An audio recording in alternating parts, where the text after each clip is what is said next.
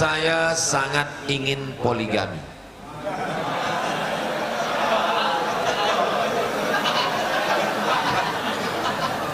Semua kertas-kertas pertanyaan ini nanti saya bawa pulang, karena saya takut ditinggalkan di sini, datang ibu-ibu ini cari tulisan laki gini.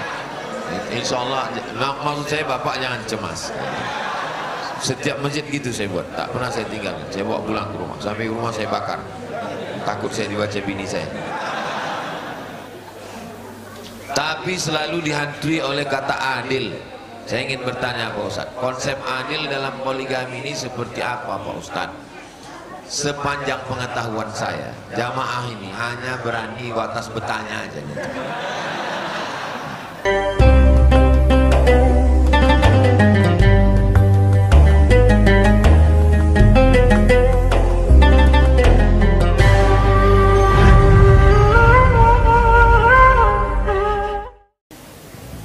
Assalamualaikum warahmatullahi wabarakatuh. Bagaimana hukum bulu kucing? Bulu kucing menurut mazhab Syafi'i najis. Menurut mazhab Hanafi, Maliki, Hambali tidak. Jadi sebelum sholat tengok dulu. Tengok dulu ada di sajadah, ada di apa, lalu dibersihkan, dipakum cleaner. Nah ini ikhtilaf. Jadi kalau nanti ada ustadz berceramah, hati-hati itu, ada yang melekat di mukena membawa najis. Mazhab Syafi'i mubah aja itu nggak apa-apa, kata ustadz lain.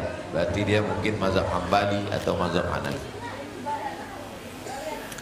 Ketika dalam sementara makanan untuk antibodinya mengandung daging babi, namanya Royal Canin.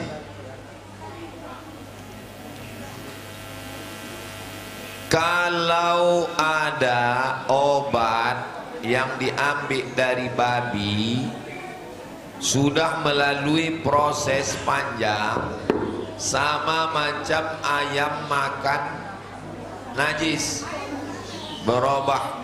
Tapi bukan makanan dia terus jalal. Ada modelnya kambing makanannya, mohon maaf, makannya tai terus. Itu tak boleh. Tapi dia sekali-sekali cemilannya aja, bukan dia makanannya pokok. Ada ikan yang dimasukkan ke dalam WC, memang itulah terus makanannya, tak bisa dimakan. Dikiaskan ke kambing yang makan tai terus. Adapun yang dia sudah melalui proses panjang, adapun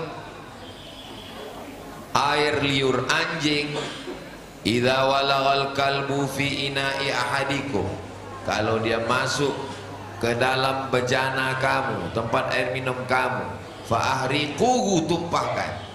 Setelah ditumpahkan, disamak 7 kali air, salah satunya dengan air tanah. Diambil tanah liat, tanah tuh dimasukkan ke botol, digoncang, siramkan sekali dengan air tanah tuh, 6 kali dengan air suci. Begitulah kita diajarkan untuk menjaga dari yang mughallazah, yang najis, yang berat-berat. Jadi hati-hati yang terkait dengan anjing dan babi.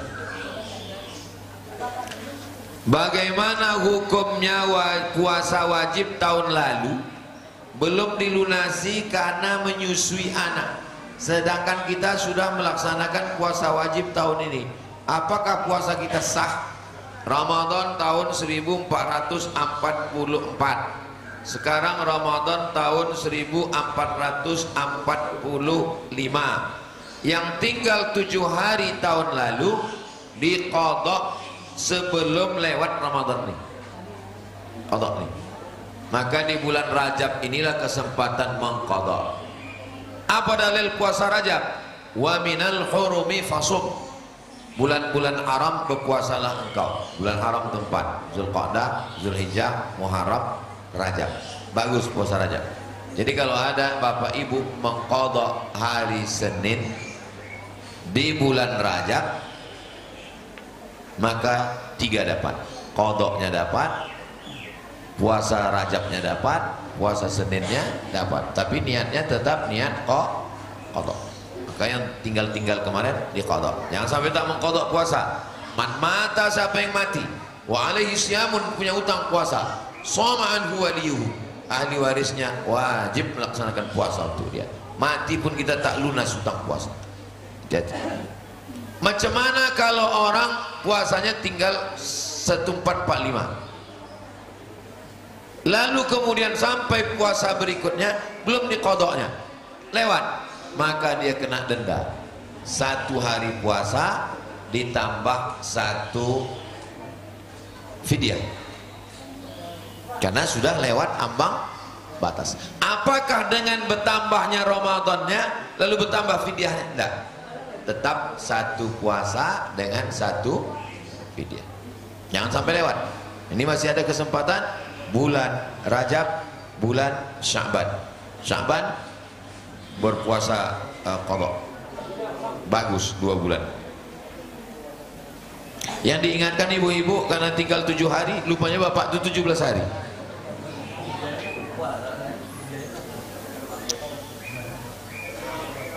Saya pernah mendengar hadis dibacakan Ustadz, apabila kita sering meninggalkan sholat sepanjang hidup, bisa diganti dengan sholat sunat di hari Jumat di akhir Ramadan. Kata Imam Syaukani, hadisun maudhu, hadisnya hadis palsu. Imam Syaukani. Jelas? Sholat yang tinggal di qadha, wajib qadha, sepakat 4 mazhab, Hanafi, Maliki, Syafi'i, Hambali. Cara mengqadhanya, habis sholat langsung qadha 1. Tadi habis sholat subuh qadha, usolli fardhu subhi rak'ataini qadha'an. Jangan di masjid. Kalau di masjid sangka orang aliran sesat karena tak ada ba'diyah subuh. Pulang ke rumah qadha. Habis zuhur nanti usolli fardhu subhi 4 rak'atin qadha'an. Setelah ba'diyah boleh, sebelum ba'diyah boleh. Berapa lama saya qadha? Berapa lama tinggal? Yang gara-garanya mencuci sebulan qadha. Allah ini sekali aja habis sholat, tapi kontinu terus. Saya tinggalkan puasa 10 tahun, tinggalkan sholat 10 tahun puasa, baru qadha setahun mati, alhamdulillah pemutihan. Sholat tidak dibayarkan macam puasa. Kalau puasa dibayarkan dengan puasa, tapi kalau sholat, anak kita, bini kita tak sholat untuk kita, itu bedanya sholat. Kalau saya ada utang puasa, mati saya, dibaca anak saya, ayah ada utang puasa, maka azik sami berpuasa untuk saya. Tapi kalau sholat tak ada mereka sholat. Oh sholat apa? Sholat untuk ayah tak ada. Ustaz, cocok tidak agaknya analogi tentang berikut manusia dan handphone. Manusia ada jasad, handphone ada hardware.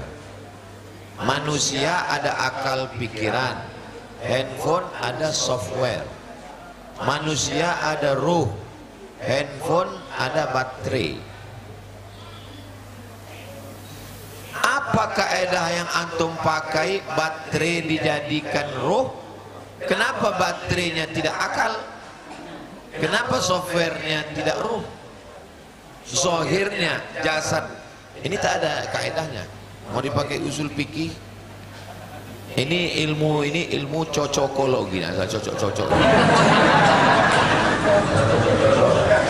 Salah udah apa handphone. Badan handphone ceramah.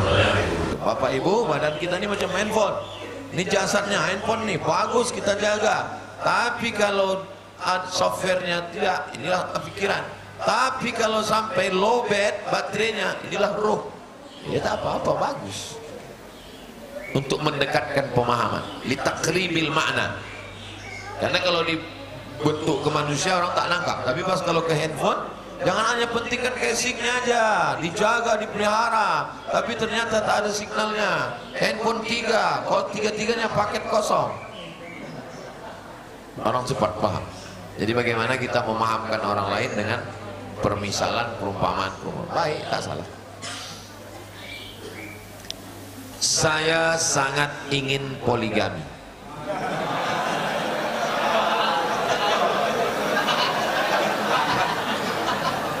Semua kertas-kertas pertanyaannya nanti saya bawa pulang. Karena saya takut ditinggalkan di sini, datang ibu-ibu ini cari. Nah, tulisan laki gini. Insya Allah, maksud saya bapak jangan cemas. Setiap masjid gitu saya buat, tak pernah saya tinggalkan. Saya bawa pulang ke rumah, sampai ke rumah saya bakar. Takut saya dibaca bini saya. Tapi selalu dihantui oleh kata adil. Saya ingin bertanya Pak Ustadz, konsep adil dalam poligami ini seperti apa Pak Ustadz? Sepanjang pengetahuan saya, jamaah ini hanya berani batas bertanya aja. Kalau udah sampai ke eksekusi, jadi ibu tahu saya cemas sekali, sampai hilang tidak.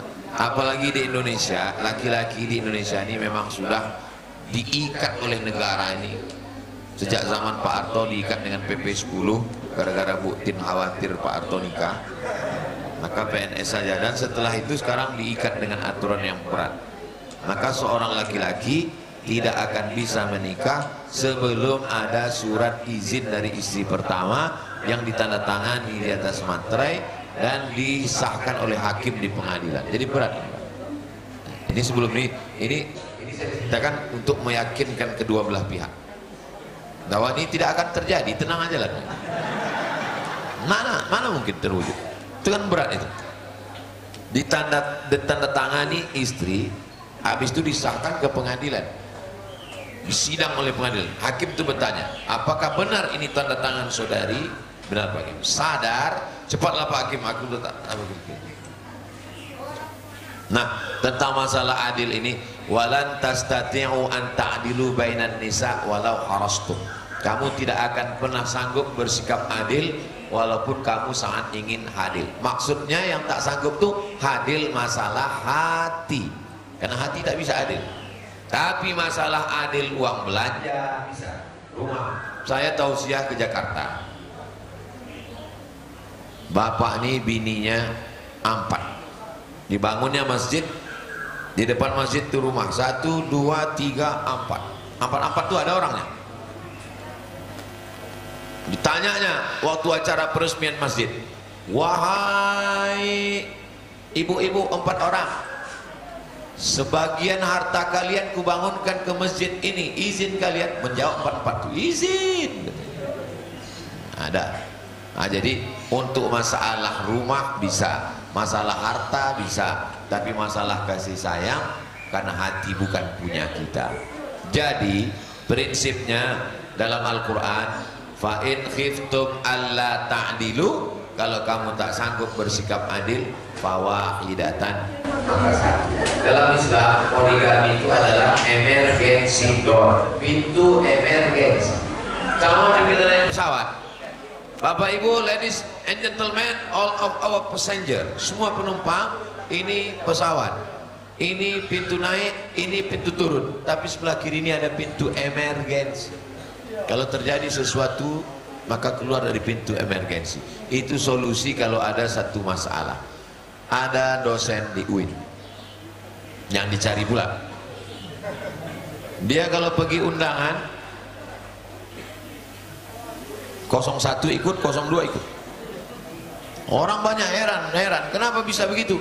Karena yang 02 itu dicarikan oleh 01. 01 itu yang mencarikan. Jadi waktu ditanya, kenapa lah ibu carikan? Daripada aku mati, kata dia. Daripada dia buat dosa. Rupanya bapak ini dia punya kekuatan yang luar biasa, 300 tenaga kuda.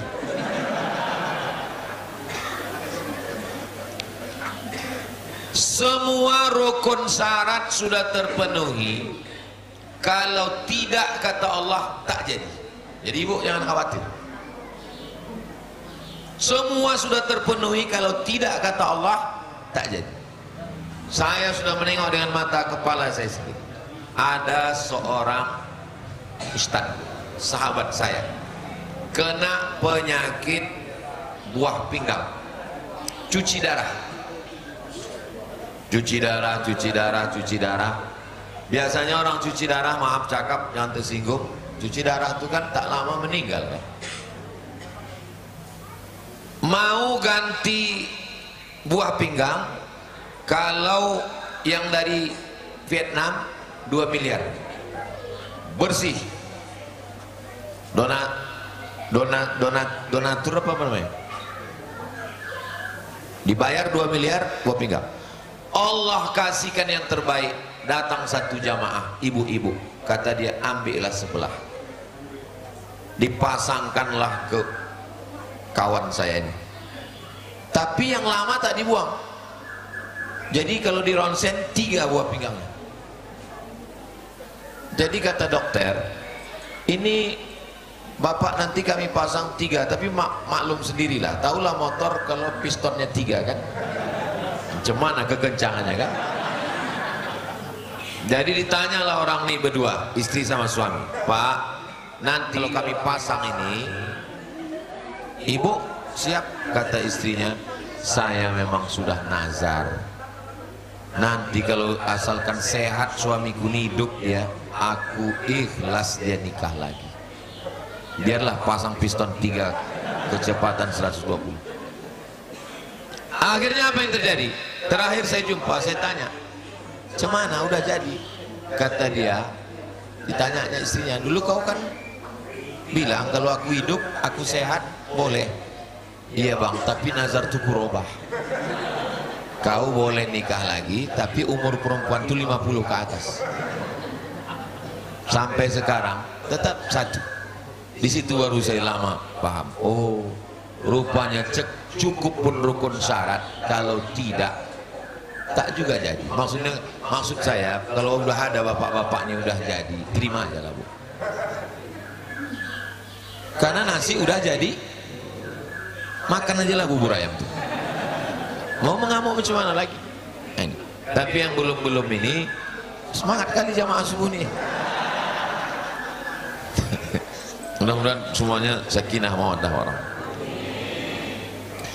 Ringkas ceritanya Pak Ustadz, ringkasnya aja 1 halaman. Ringkas ceritanya Pak Ustadz, seorang ayah berpesan pada anaknya yang sulung, nanti kelak kau jadi orang sukses, gantikan kedudukan ayah jadi tulang punggung adik-adik, biar bisa seperti Muna. Sukses anaknya yang sulung, dan bantulah adik-adiknya setelah ayahnya meninggal. Sang kakak menuntut bayarkan uang yang dia berikan pada adik-adiknya yang sudah sukses.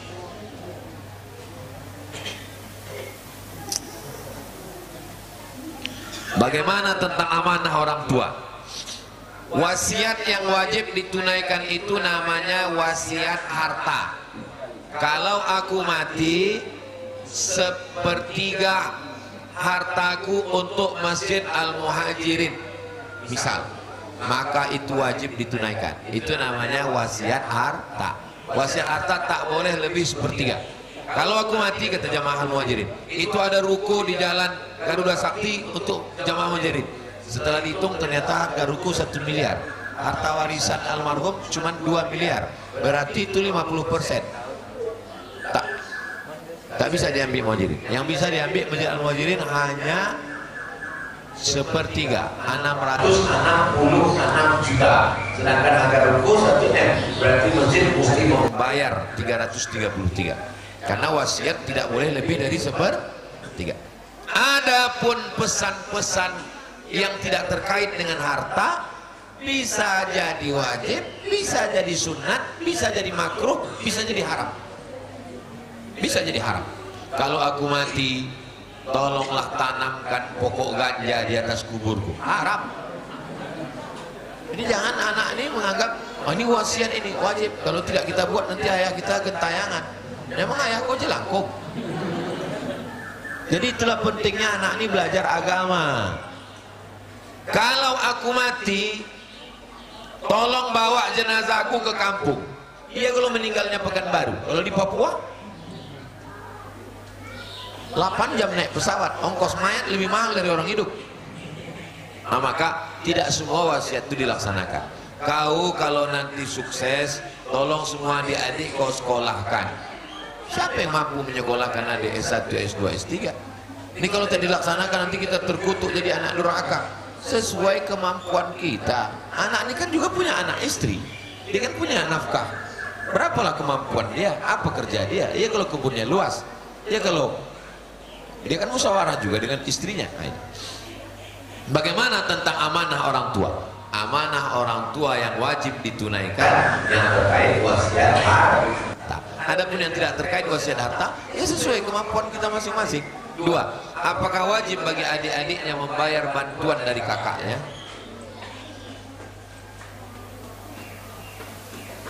La tubtilu sadaqatikum bil manni wal adha. Jangan batalkan sedekahmu dengan manni wal adha. Manni mengungkit-ungkit, mengungkap-ungkap. Kau dulu ke sekolah kan? Kau dulu kalau ke sedekah gitu. Kau dulu jadi hantu kan? Kau dulu tak kuliah kan gitu. Batal sedekah. Wal adha, jangan menyakiti hati orang. Qaulun ma'rufun wa maghfiratun khairun min sadaqatin. Cakap yang baik, elok, tutur kata yang santun lebih baik daripada sadaqatin yatsba'uha adha. Sedekah tapi menyakiti hati orang. Al-aidu ila hibatihi kal kalbil ladzi ya'udu ila qai'ihi. Orang yang meminta balik hibah sedekahnya sama seperti anjing yang menjilat muntahnya. Jadi kalau mau buat baik, pikir baik-baik. Ini adik udah disekolahkan, udah selesai, sekarang diungkit, dituntut. Minta balik pula. Nah, ini menunjukkan dosa besar meminta balik sedekah. Kenapa? Karena di dalamnya ada ancaman. Seperti anjing yang menjilat muntahnya. Itu ancaman dan celaan yang menunjukkan dia adalah tarhib syadid, ancaman yang berat, menunjukkan dosa besar meminta balik sedekah. Baik sedekah pada orang maupun pada masjid. Saya pernah ceramah di masjid di daerah Harapan Raya sana. Tolong Pak Ustadz sampaikan hadis tentang minta sedekah macam anjing menjilat muntah. Kenapa Pak Ketua Masjid? Karena ada jamaah kita ini udah nyumbang 300 juta dimintanya balik. Saya sampaikanlah, al-aidu ila ibati kal kalbil ladzi ya'udu ila qai'ihi. Orang yang meminta sedekahnya balik sama macam anjing menjilat ludah. Rakyat. Selesai tausiah disampaikan Ketua Masjid. Mohon maaf Pak Ustaz, yang sedekah itu tak datang. Cuma kan saya tak mau sindir-menyindir tuh. Kalau mau to the point. Jadi kalau ada jamaah gitu panggil dia, sampaikan langsung. Jangan kita disuruh nyerang melalui ceramah.